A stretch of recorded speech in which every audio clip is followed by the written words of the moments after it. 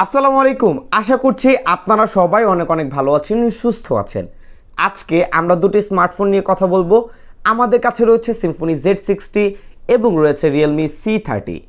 এই দুটি স্মার্টফোনের প্রাইস সেম। এই দুটি স্মার্টফোনই আপনি পেয়ে যাচ্ছেন ৯,৯৯৯ টাকায়। 3GB 32GB অফার করছিল z60, তবে এই স্মার্টফোনটি আরও একটি ভেরিয়েন্ট রয়েছে 4GB 64GB, যার প্রাইস হচ্ছে 10,499 টাকা। এবং c30 এই স্মার্টফোনটি আমাদেরকে অফার করছে 2GB RAM 32GB RAM. So viewers, আজকের ভিডিওতে আপনাদেরকে জানাবো এই মুহূর্তে এই দুটি স্মার্টফোনের মধ্যে কোন স্মার্টফোনটি আপনার জন্য সেরা হবে। সো কথা আর বাড়াতে যাচ্ছি না, আপনারা দেখছেন আপনাদের প্রিয় চ্যানেল জেকে টেকপিডি ইউটিউব চ্যানেল। আজকের ভিডিওটি স্পন্সর হচ্ছে মদিনা টেলিকম। তাদের কাছ থেকে এই দুটি স্মার্টফোন সহ সকল ব্র্যান্ডের অফিসিয়াল স্মার্টফোন পেয়ে যাবেন। স্ক্রিনে দেওয়া নাম্বারটিতে চাইলে কল করে সকল ইনফরমেশন জেনে নিতে পারেন এবং এই ভিডিওর ডেসক্রিপশন বক্সে তাদের সম্পর্কে সকল তথ্য দেওয়া থাকবে। ডিজাইনের কথা বলতে গেলে এই দুটি স্মার্টফোনের আউটলুক অসাধারণ এবং দুটি স্মার্টফোনই প্লাস্টিক বিল্ড বা পলিকার্বনেট ফাইবারের তৈরি। তবে ব্যাক প্যানেলে সিম্ফনি z60 স্মার্টফোনটিতে গ্লাস ইউজ করা হয়েছে, যার ফলে স্মার্টফোনটিতে ফিঙ্গারপ্রিন্টের ছাপ পড়বে, তবে এটা দেখতে বেশ প্রিমিয়াম। এবং অপরদিকে রিয়েলমি c30 স্মার্টফোনটি ব্যাক প্যানেলে আমরা পলিকার্বনেট ফাইবার দেখতে পাচ্ছি এবং এটা পুরোপুরি ফ্ল্যাট, তবে এখানে স্ট্রাইপ ডিজাইন রয়েছে যা আপনি হাত দিয়ে ধরলেই ফিল করতে পারবেন। এই দুটি স্মার্টফোনের মধ্যে z60 স্মার্টফোনে শুধুমাত্র ফিঙ্গারপ্রিন্ট রয়েছে, যা সাইড মাউন্টেন ফিঙ্গারপ্রিন্ট এবং এটা মোটামুটি ফাস্ট এবং অ্যাকুরেট ছিল। এছাড়া দুটি স্মার্টফোনের সব ধরনের পোর্টস বাটনগুলো রয়েছে, তবে z60 স্মার্টফোনটিতে আপনি সেকেন্ডারি নয়েজ ক্যান্সেলেশন মাইক্রোফোন পাচ্ছেন এবং যে চার্জিং পোর্ট রয়েছে সেখানে টাইপ সি অফার করছিল। এবং অপরদিকে c30 স্মার্টফোনটি আমাদেরকে অফার করছে টাইপ বি চার্জিং পোর্ট। দুটি স্মার্টফোনের সাউন্ড কোয়ালিটি মোটামুটি বেশ লাউডই ছিল, তবে সিম্ফনি z60 এই ক্ষেত্রে কিছুটা এগিয়ে রয়েছে। ফ্রন্ট প্যানেলের দিক থেকে ইউ নচ ডিসপ্লে অফার করছিল c30 এবং z60তে আমরা পাচ্ছিলাম একটি মিডল পাঞ্চল ডিসপ্লে। এই দুটি স্মার্টফোনের ডিজাইনের ক্ষেত্রে আমার কাছে বেটার মনে হচ্ছিল সিম্ফনি z60 স্মার্টফোনটির ডিজাইন। এই দুটি স্মার্টফোনে রয়েছে IPS HD+ রেজুলেশনের ডিসপ্লে, তবে 60 হার্টজ অফার করছিল c30 এবং 90 হার্টজ অফার করছিল z60। এই দুটি স্মার্টফোনের মধ্যে বেটার এক্সপিরিয়েন্স আপনি পাবেন z60 স্মার্টফোনটির মধ্যে ডিসপ্লের ক্ষেত্রে।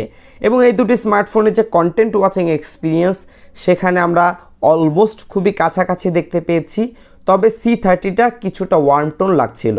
এবং এই দুটি স্মার্টফোনের মধ্যে যদি আমরা রিফ্রেশ রেট ব্যতীত টাইপের কথা বলি, সেই ক্ষেত্রে z60তে আমরা মিডল পাঞ্চল ডিসপ্লে দেখতে পাচ্ছি, যার ফলে দুটি স্মার্টফোনের মধ্যে ডিসপ্লের ক্ষেত্রে এগিয়ে রয়েছে z60 স্মার্টফোনটি। ভিউয়ার্স, আমরা এখন দেখব এই দুটি স্মার্টফোন পারফরমেন্স সেকশনে আমাদেরকে কি কি স্পেসিফিকেশন অফার করছে। দেন আমরা দুটি স্মার্টফোনের মধ্যে বেসিক কিছু টেস্ট করব, ইন্টারনেট স্পিডটিও চেক করে দেখাবো এবং দুটি স্মার্টফোনের মধ্যে অ্যাপ ডাউনলোড করে দেখাবো কোন স্মার্টফোনটি এগিয়ে থাকছে। এখন পর্যন্ত যারা ভিডিওতে লাইক করেনি, এখনই ভিডিওতে লাইক করে দিন, কমেন্ট করুন নেক্সট কী নিয়ে আপনি ভিডিও চাচ্ছেন। চ্যানেলটি সাবস্ক্রাইব না করে থাকলে অবশ্যই চ্যানেলটি সাবস্ক্রাইব করে আমাদের পরিবারের একজন সদস্য হতে একদমই ভুলবেন না।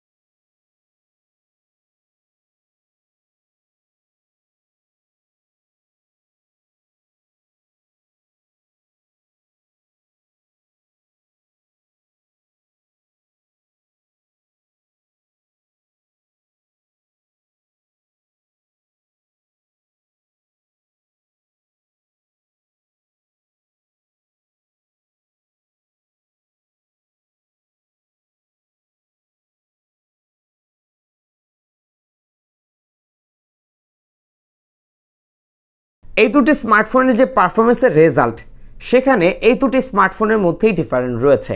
যেমন দুটি স্মার্টফোনের র্যাম রমের ডিফারেন্ট রয়েছে, আমি পূর্বেই বলেছি। শুধুমাত্র যারা z60 স্মার্টফোনটি পারচেস করবেন চেষ্টা করবেন এই স্মার্টফোনটি 4GB 64GB র্যাম রম ভেরিয়েন্টের স্মার্টফোনটি পারচেস করার জন্য।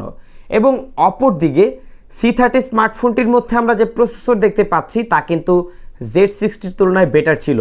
এটার মধ্যে ছিল ইউনি-অ্যাসোসি টাইগার T6112 প্রসেসরটি, যা কিন্তু ইউনি-অ্যাসোসি টাইগার T606 থেকে বেটার। এই দুটি স্মার্টফোনের মধ্যে যে গেমিং এক্সপিরিয়েন্স আপনি পাবেন সেখানে বেটার রেজাল্ট করবে C30।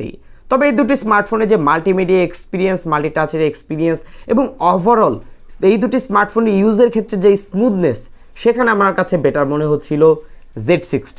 এবং আরও একটি বিষয়, এই দুটি স্মার্টফোনের মধ্যে যে আমরা ওয়াইফাই রেঞ্জ পেয়েছি সেখানেও বেটার রেজাল্ট আমি দেখতে পেয়েছি C30 স্মার্টফোনটির মধ্যে। বিশেষ করে Z60 স্মার্টফোনটি ফ্রি জোনে মোটামুটি ভালো কাজ করলেও এখানে যদি ব্রেক সাইড চলে আসে সেই ক্ষেত্রে এটা ওয়াইফাই নিয়ে কিছুটা প্রবলেম ফেস করতে হয় বা হচ্ছে।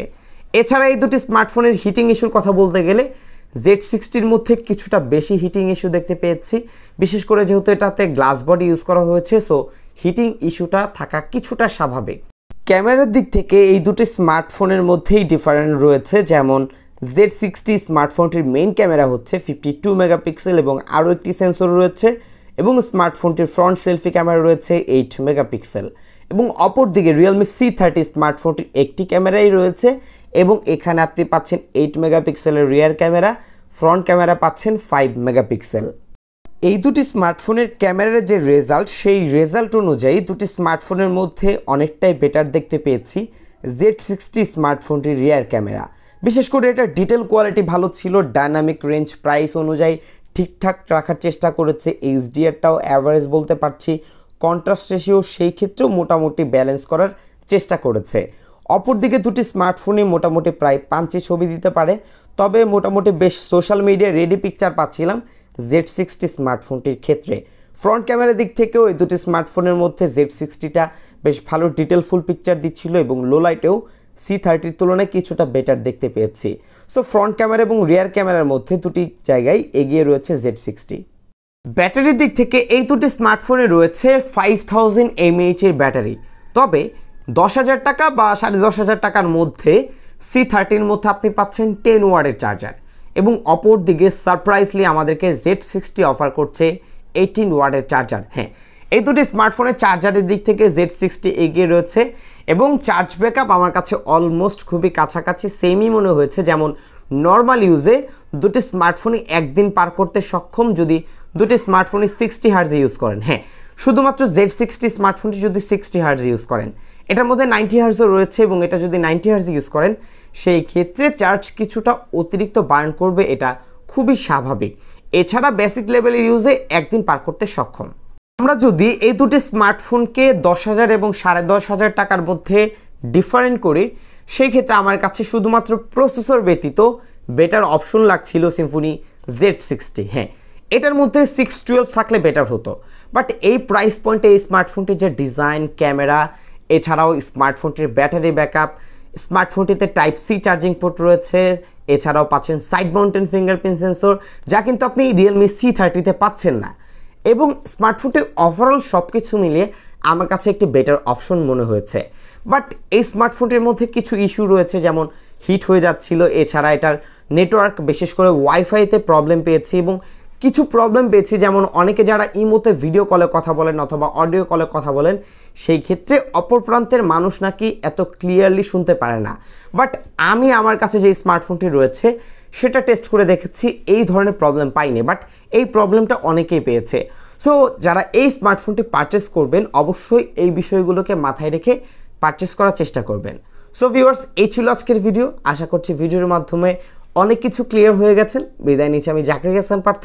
আসসালামু আলাইকুম।